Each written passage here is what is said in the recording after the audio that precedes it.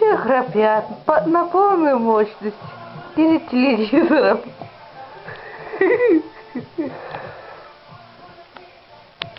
Даже он. Он еще храпит. Отец, знаешь, как это?